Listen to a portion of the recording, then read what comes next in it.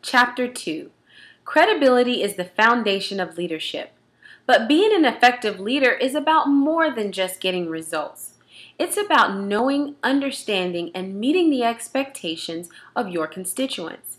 Now keep in mind, at any given time, your constituents can comprise of those inside your company as well as those outside of your company, for example, your consumers.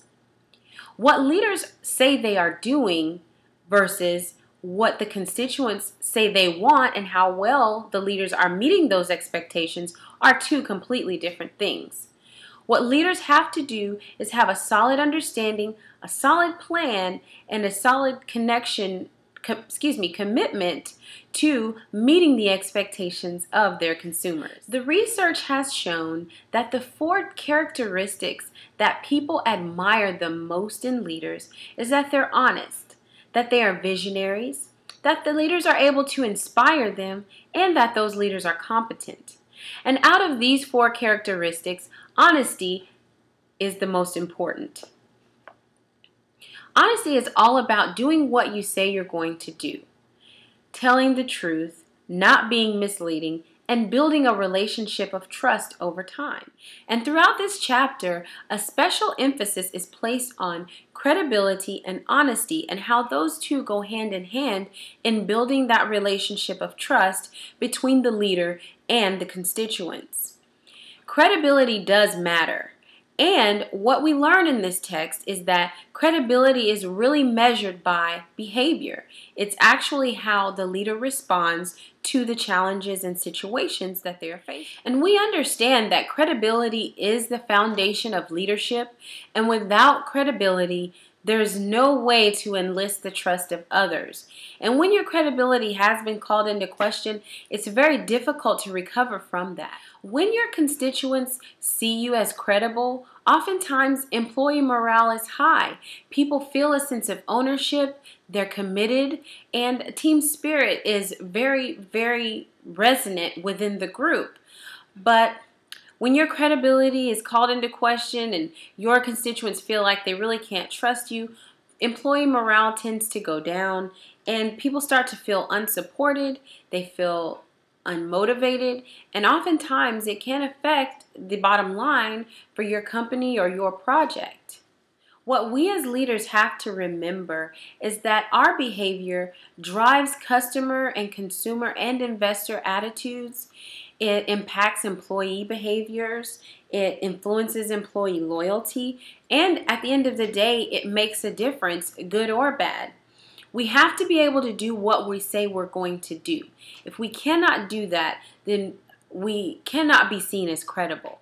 So in our consideration of what is credibility behaviorally, we're going to look at Facebook's recent IPO, which has been said to be considered the worst IPO in the past decade. It's also been referred to as a complete failure, and it's been called disastrous. However, if you look into the information a bit deeper, what you will see is the thing that stuck out the most was how Mark Zuckerberg, the CEO and founder of Facebook, behaved. Let me just take the time to read a few comments that are available online regarding Mark Zuckerberg's behavior during this disastrous IPO. His behavior is what I would expect of someone his age. The hoodies and everything else. He's trying to appeal to his audience rather than his investors. His job now is to run the company. Does Facebook stock need adult supervision? As Facebook's stock fails, so does faith in CEO Zuckerberg. If the CEO wants to keep the company afloat, he must change course or possibly captains immediately. So, if credibility is the foundation of leadership and credibility is measured by behavior, what I want you to do is go online and do a basic Google search regarding Mark Zuckerberg's behavior during the Facebook IPO.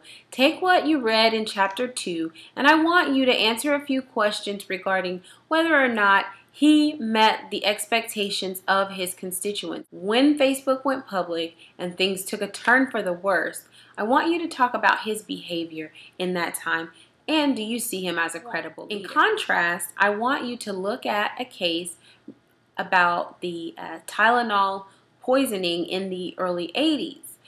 I will send a link that will be entitled Tylenol Case Study. It will take you to a web page that will have all the information that is available for you to read. And I want you to read about how Tylenol and the leaders of Tylenol responded to this situation. And I want you to give the same analysis. Do you feel like their response and their behavior in the midst of this tragedy met the expectations of the constituents?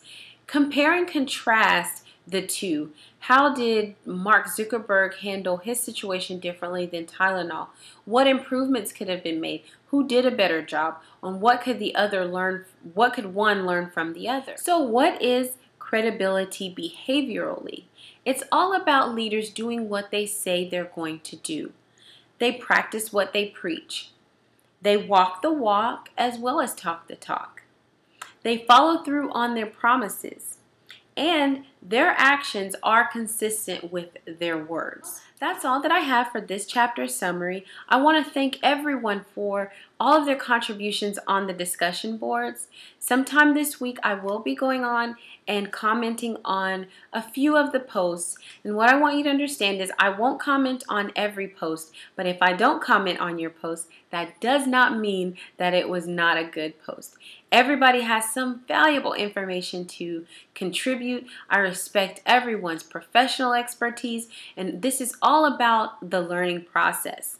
And what I want you to do is look at this information, think about what we read in chapter 2, answer the various new discussion questions that I will post today, and let's just keep everything going.